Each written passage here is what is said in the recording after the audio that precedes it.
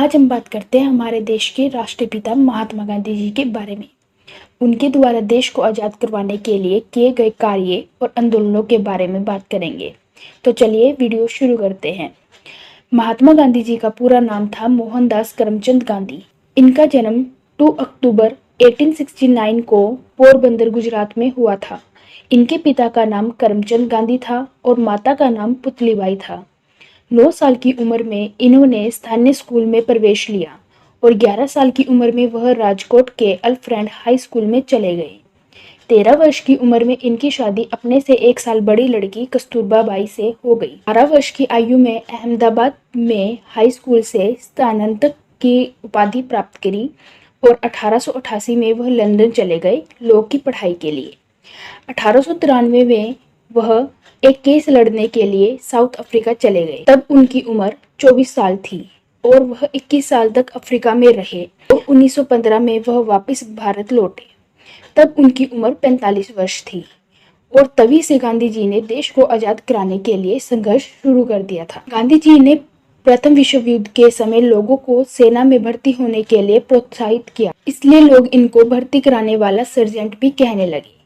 इसी कारण 1915 ईस्वी में अंग्रेजी सरकार ने महात्मा गांधी जी को केसर हिंद की उपाधि से सम्मानित किया था।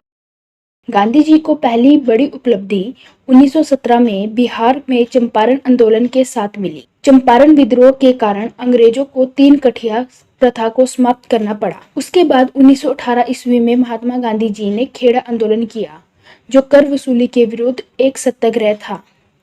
1918 में ही अहमदाबाद मिल आंदोलन किया गया था। यह आंदोलन प्लेग की बीमारी फैलने के कारण मिल कर्मचारियों को प्लेग बोनस न दिए जाने के कारण हुआ था। इस आंदोलन में भी गांधी जी कामयाब हुए।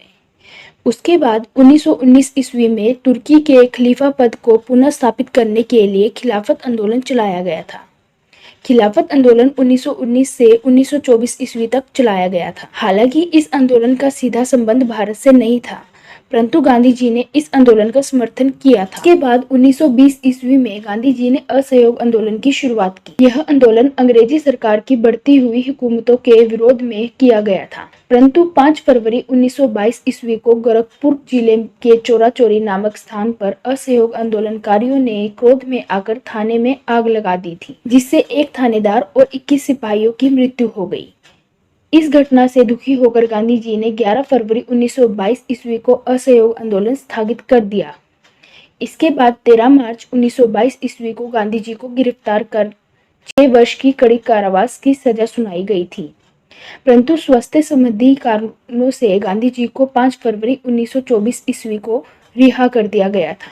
उसके बाद 12 मार्च 1930 को गांधी जी ने अपने 78 समर्थकों के साथ साबरमती में स्थित आश्रम से लगभग 241 मील दूर डांडी के लिए प्रस्थान किया।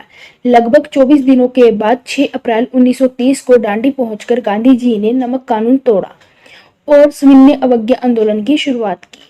उसके बाद 5 मई 1930 को गांधी जी को गिरफ्तार कर लिया गया और 26 जनवरी 1931 को उनको जेल से रिहा कर दिया गया था। 4 मार्च 1931 को गांधी इरविन पैक्ट हुआ, जिसमें गांधी इरविन समझौते पर हस्ताक्षर किए गए थे, जिसमें यह शर्त रखी गई थी कि सविनय अवज्ञा आंदोलन को समाप्त कर दिया जाए। बदले में उस आंदोलन के समय जितने भी लोगों को कैद किया गया था उन सबको रिहा कर दिया जाएगा और गांधी जी को गोलमेज सम्मेलन में हिस्सा लेने के लिए भी कहा गया था।